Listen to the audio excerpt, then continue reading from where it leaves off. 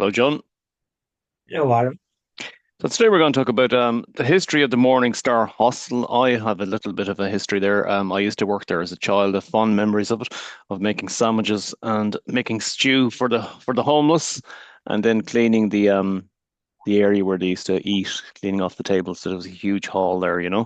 So anyway, I'll just tell you some history about it. The building on Morning Star Avenue off North Brunswick Street dates back to the late 18th century. Originally a house of charity for the poor, later converted into a workhouse in the 19th century. In 1927, Frank Duff, founder of the Legion of Mary, opened it as a homeless men's night shelter. The official opening date was March 25th, 1927. So let's talk about it. Well, 1927, not long after our independence, and at that time there was great poverty in Dublin and in probably in other parts, but more so in Dublin, and a lot of homeless. So Frank Duff, that great visionary, and a civil servant. I think he had been a civil servant when the British were running the show, and then he continued when we got our freedom in 1923. The Civil War, I think it was over then at that stage.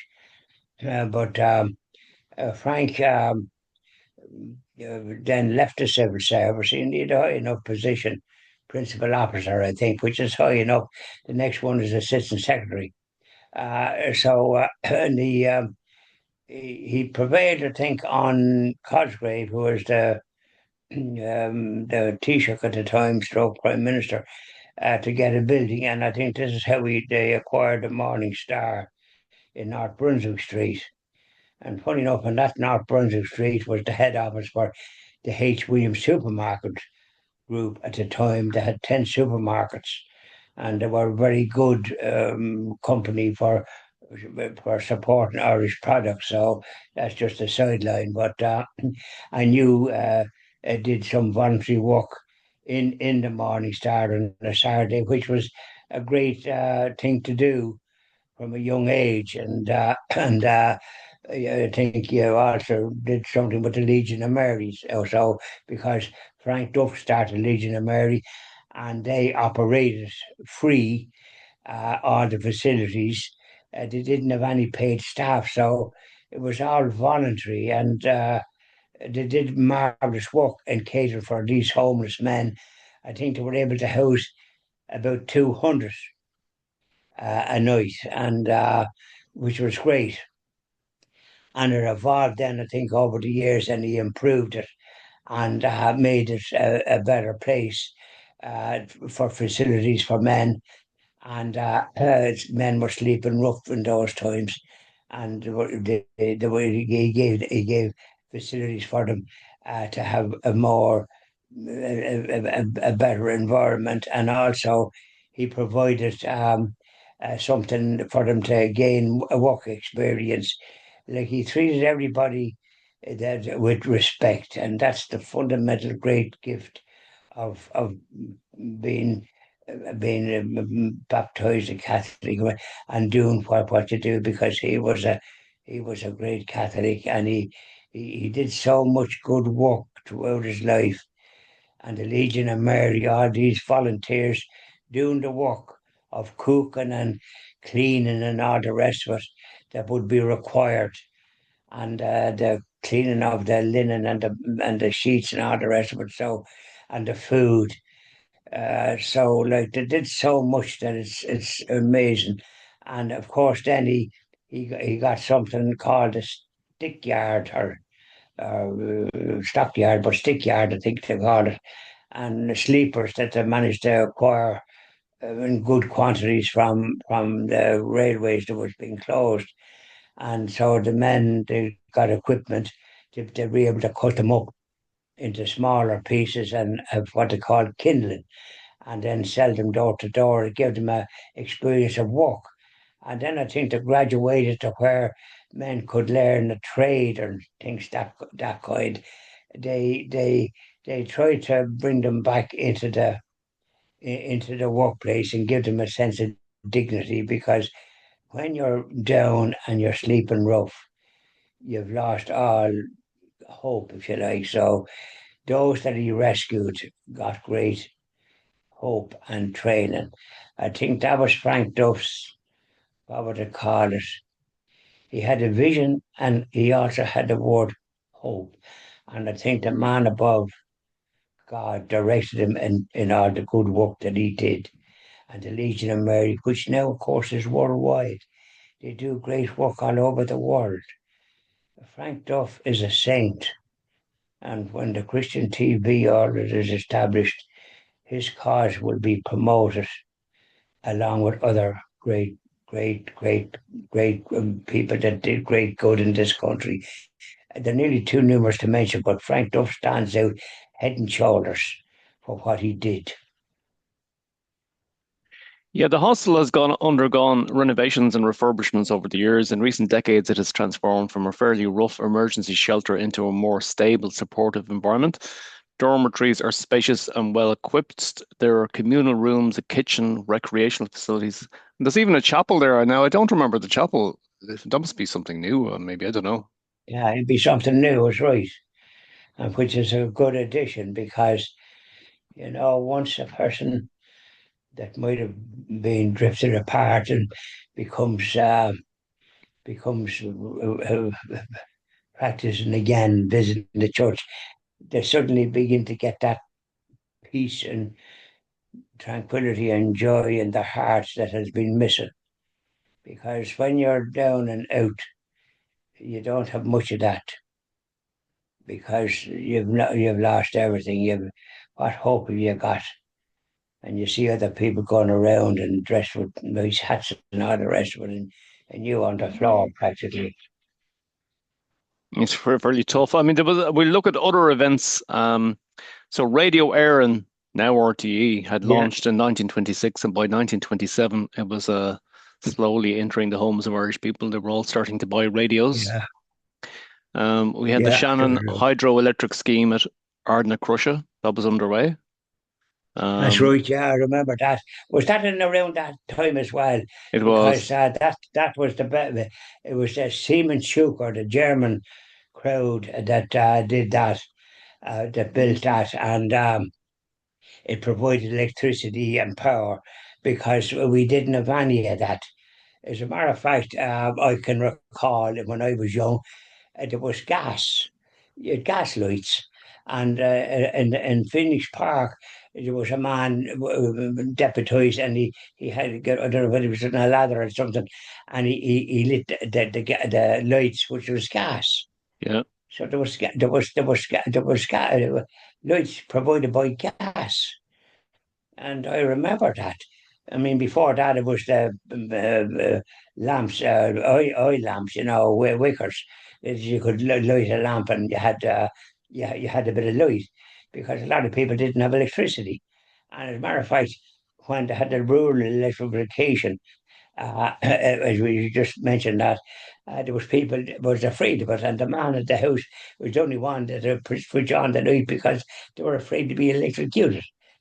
So this is the way poor people were in those times. And but when you're talking about the Morning Star there and what you mentioned, the improvements in that, and still run by volunteers. I mean, this is a great legacy that Frank Duff, Lord of mercy on him, did because I met Frank Duff. He moved out near Hoth in a semi-detached house, and my aunt, the nun, must have visited because I happened to be with him as well. So I remember meeting Frank Duff Very in his good. home. Aye, so it's a small little episode, but you'd be surprised as you go through life what you've experienced. And you have a great experience of being actually going to the Legion of Mary and then doing this volunteer work on a Saturday morning and seeing it firsthand, those people that it was benefiting. Well, it brought Wow. it all back to me at the ploughing yesterday. So I went up to the Legion of Mary stand and I introduced myself and I said, I used to, as a child, I used to study the Bible with the Legion of Mary, and then I used to do the work in the Morning Star, and she was delighted to see it. This elderly lady, and we were talking there for a few minutes. But right across the way from that stand, I looked and I had said to my friend Philip, I said, Philip, I have a feeling I'm going to meet somebody that I know here. And across the way, I seen my childhood friend that I used to sit beside in school, and I hadn't seen him in about 20 years. And he's a guy who couldn't read or write, left school, and I he became a very wealthy guy, and he has all these market stalls all over Ireland, and and I met him about in the early 90s, I think it was. And I said to him, Liam, how Right? come you're selling stuff on the street? We went to school together. We were both educated. And he says, I Yeah. couldn't read or write, you know. And the reason he became a wealthy man was because he couldn't read and write. And he had to go out in the street and sell stuff. Imagine that. Imagine that, yeah. Yeah. But he didn't fall down. He got up and did what he could Yeah. without having to be reading right. And then he must have had to, he must have had to buy stuff and know how to make a bit of a profit as well. Yeah. So he's become very successful. Absolute, very wealthy man, and he still is as humble as ever. He's still there at the stall selling all his stuff, selling his wares. Lovely. Now tell me, can you read and write now? No, I asked him. I said, Liam, the last time I spoke to you, you were telling me that you were going to learn how to read and write because you had little children. He says, Ollie, my little children are now 26 and 24 or something. He said, he says, no. He says, I never actually learned how to read and write. I still don't know. So there you go. But he's doing well. There's a good story, yeah. Yeah, yeah, So you come across this at the agricultural yeah. show. So like there's two episodes that would give you a bit of an insight into what how people have how he succeeded against all odds. That's right. So it means that you can always succeed at whatever you're doing, providing you have the vision and that you're prepared to do whatever's required to achieve it. The same as what we're at with our great objective to have a TV station, smaller, no matter how small it is, because the EWTN started off very small and grew big, but we won't be growing that big. We just want to concentrate on what needs to be said and done, and to have enough staff. And funny enough, you were talking about the Morning Star and the volunteers with the business of looking after everything. And I was on that subject. I was said to myself, when we have our TV station, I think we'd have a place where people can, visitors can sit down and have something to eat. It mightn't be, but it'll be based on whatever the Morning Star is doing with the volunteers, something like that. It could be soup and sandwiches or something like that at a very modest price, if you like.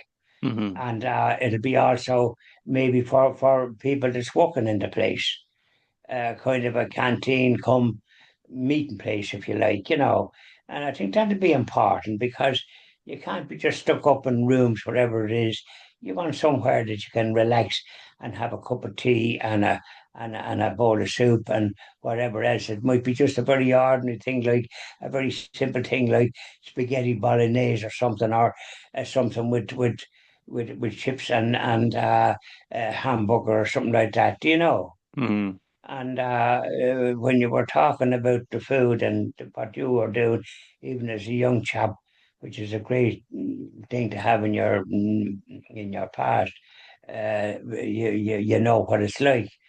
So I said to myself, that's something we do, and let's hope we have volunteers like the Legion of Mary to do it. That we don't have to be do it, but it would be imagine ladies that might be involved there, and also the cook would be a lady. We won't be having chefs expecting to be treated with VIP treatment. We just have ordinary folk based on the Legion of Mary. As a matter of fact, we might involve them if it's possible to do this sort of thing for us I think that because we're voluntary. We'd be dependent on donations the same as they do. when we were studying the Bible with the Legion of Mary, and it was in Dublin city centre, there was a man called, I think his name is Paul, and then there was a younger man and he was studying medicine. He went on to become, these were two very religious men who understood the Bible, and one of them went on to be a doctor. I often seen him later on the North Circular Road in Dublin going in and out of the Mater Hospital, you know. And Yeah. there were two lovely people. And yeah, I'd love to see what became of them, you know, the two men. In Yeah, due well, course, I'll find yes, out. yeah. Because what I intend to do is I intend to go down to the Morning Star and introduce myself and have a look around. So, you know, That'd be very good. I'd love to join you for that if I may. yeah, yeah, I'll ask them. Yeah, absolutely.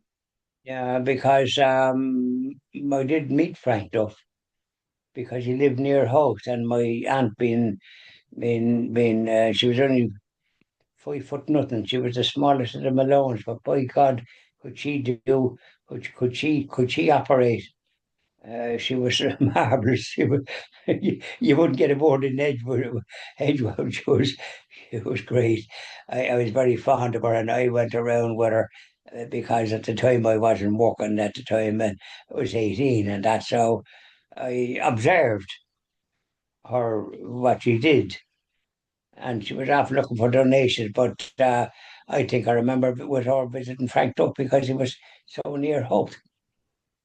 Oh, So these are all the great little events that we have in our life, and you had it there, and so your experience in Morning Star would qualify you to pay it a visit, and I'd love to join you on that and see it myself because we might use some of their facilities or whatever it is that the way they operate, the Legion of Mary for our own from what we're here at. And but we won't be in Dublin. We'd be located somewhere else other than Dublin because you just couldn't operate in Dublin in any shape, way, or form. It's so congested and so on and so forth. But I'd love to visit that place with you whenever you're going. very good, John But if Malone. you go yourself first, then maybe I can follow later on. You might want to do the spade work and see what the story is. Do the spade work. I will, I'll because do the but I'd like digging, to John go with you. Malone. I'd like to go with you, even if we're going for the I first know, time. of course, of course. Yeah, Okay, so that was a lovely video, and listen, thank you very much. And yeah. we'll move on It to the next was video. good, and you did a good lot of research in it, and the fact that did what you did those years ago is a great credit.